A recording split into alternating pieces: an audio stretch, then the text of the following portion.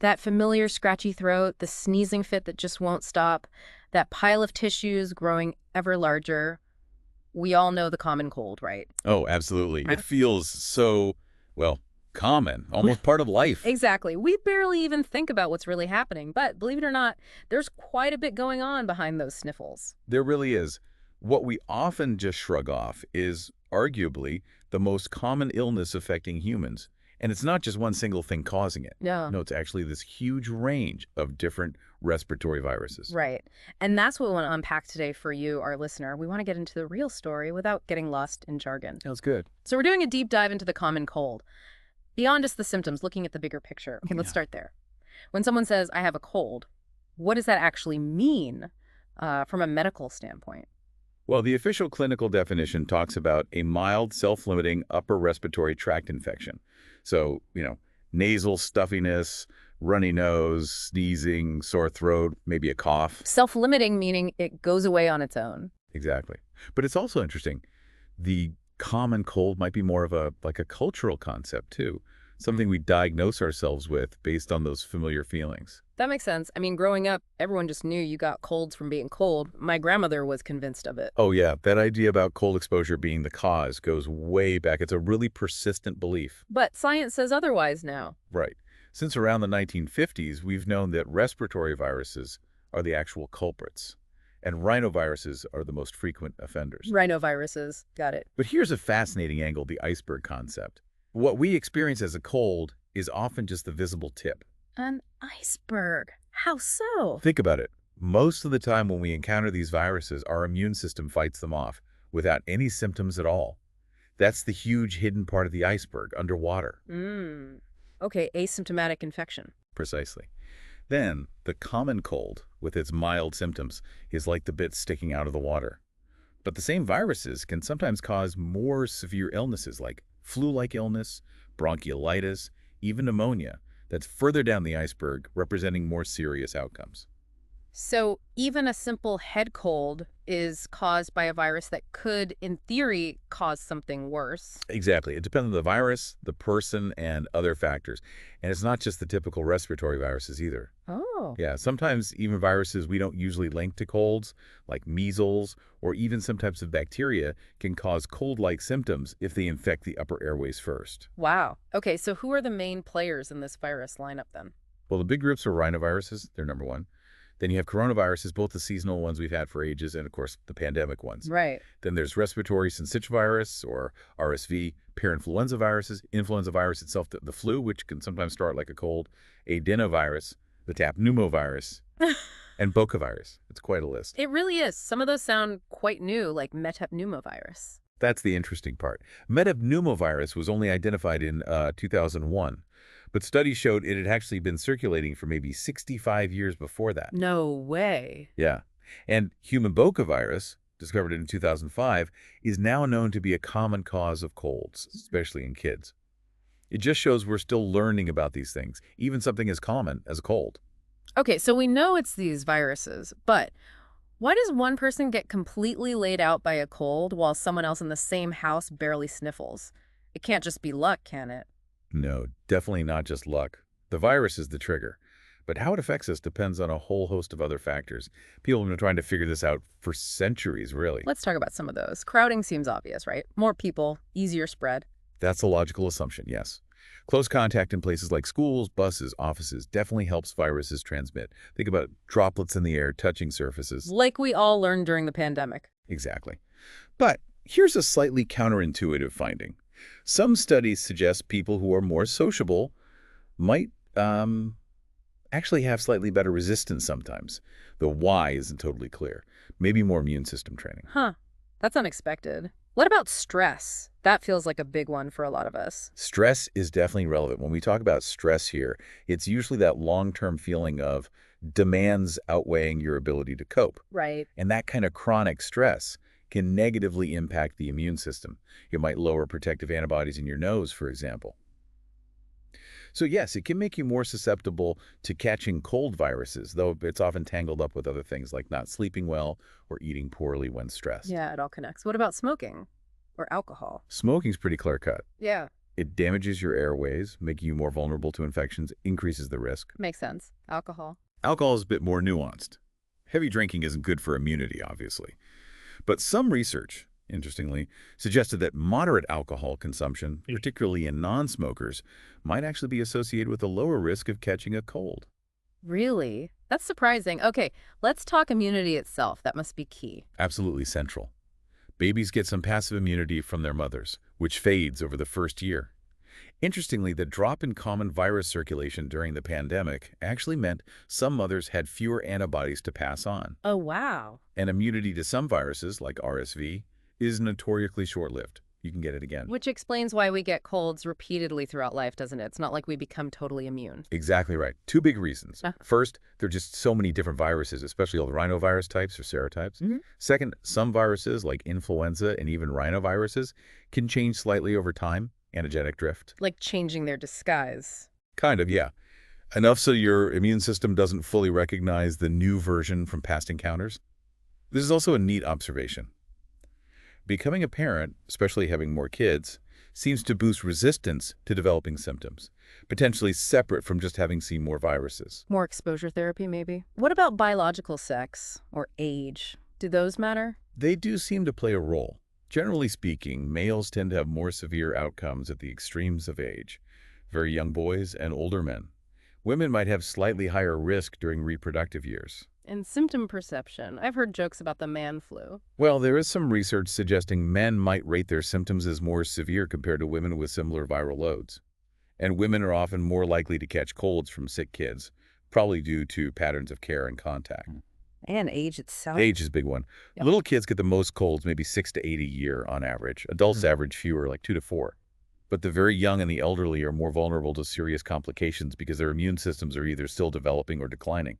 Okay, that covers a lot of the who and why. What about those environmental things people talk about? Sleep.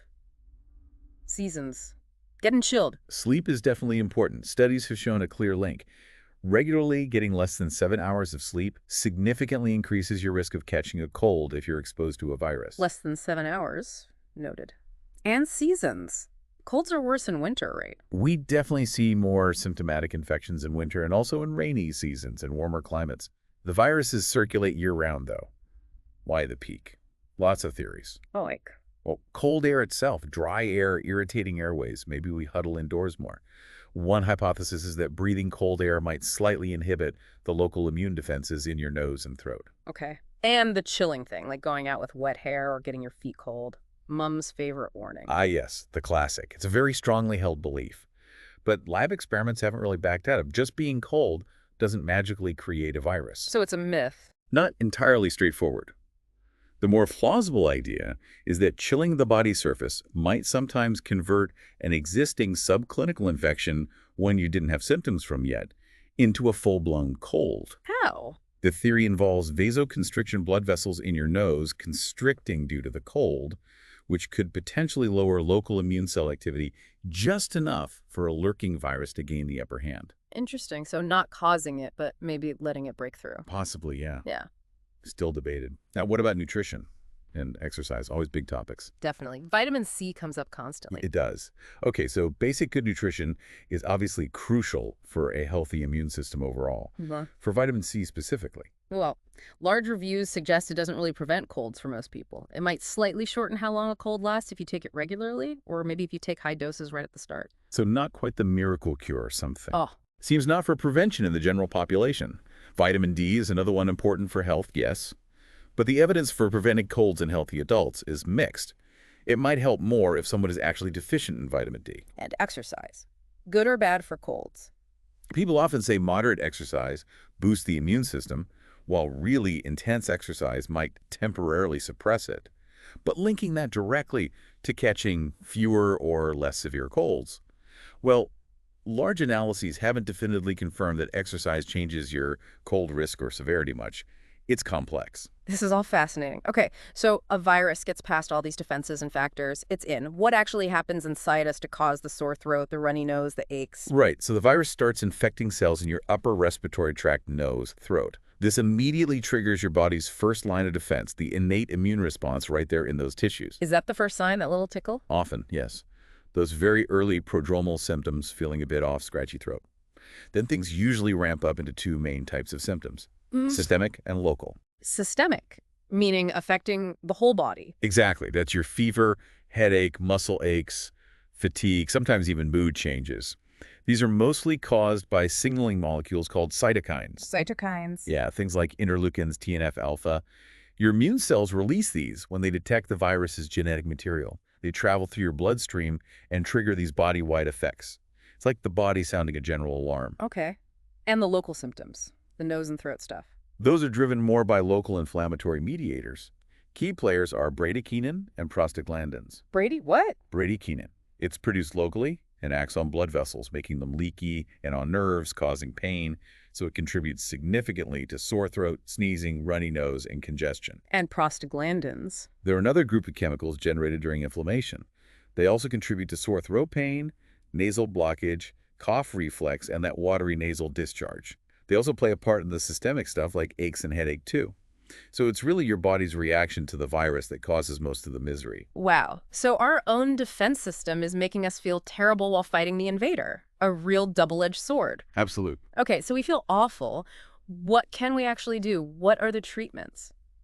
Well, treatment approaches kind of fall into three buckets. There's supporting your immune system generally when healthy. Then sometimes antivirals are used right at the very beginning, though not commonly for typical colds. And the biggest category is symptom relief during the cold. And that symptom relief is what most of us reach for, right? Yeah. The pharmacy aisle stuff. Exactly. You've got analgesics and antipyretics, things like paracetamol or ibuprofen for the fever, headache, ache, sore throat. Then sympathomimetics, which are decongestants for the stuffy nose. Right. For runny nose, sneezing, maybe some coughs, you might find anticholinergics or older sedating antihistamines helpful. And then specific cough treatments, antitussives, to suppress the cough, or sometimes expectorants, though their effectiveness is often debated. It's a huge market. What about all those immune-boosting supplements? Vitamins again, zinc, echinacea? It's a massive market, for sure. But for many supplements promoted for colds, the strong, consistent scientific backing just isn't quite there for prevention or significant treatment. So mostly anecdotal or weak evidence. Often, yes. Some herbal remedies like echinacea or pelargonium have shown some positive results in certain trials, maybe slightly reducing duration or severity, but whether that's clinically significant is often questioned. There are also things like iodocaragine nasal sprays, claiming antiviral effects. But overall, robust evidence is limited for many products. It really highlights how much we just want relief when we feel that bad, doesn't it? It really does. Mhm. The market size for cough and cold remedies is astronomical. We keep calling it the mild common cold, but you mentioned earlier it can lead to worse things. Can we talk about that morbidity aspect? Is it more than just a nuisance? Absolutely. It's crucial to remember that what starts as a seemingly simple cold can progress to more serious lower respiratory infections or trigger other complications. Like what specifically? Things like middle ear infections, otitis media, sinus infections, sinusitis, inflammation of the small airways in the lungs, bronchiolitis, or outright pneumonia. Colds can also cause significant flare-ups of chronic conditions like asthma or COPD. You mentioned RSV earlier as being particularly nasty for some groups. Yes, RSV is a really important example. In healthy older children and adults, it might just be a bad cold, but it's a leading cause of bronchiolitis and hospital stays for infants worldwide. It can also hit the elderly quite hard. And immunity isn't great, you said? No, it's quite short-lived, so reinfections are common. And the pandemic really messed with its usual seasonal patterns, leading to some intense out-of-season outbreaks when restrictions eased. The global burden of RSV, in terms of illness and even death in the very young and older adults, is substantial. And it's not just RSV, right? Even the common rhinovirus can be trouble. That's increasingly recognized, yes.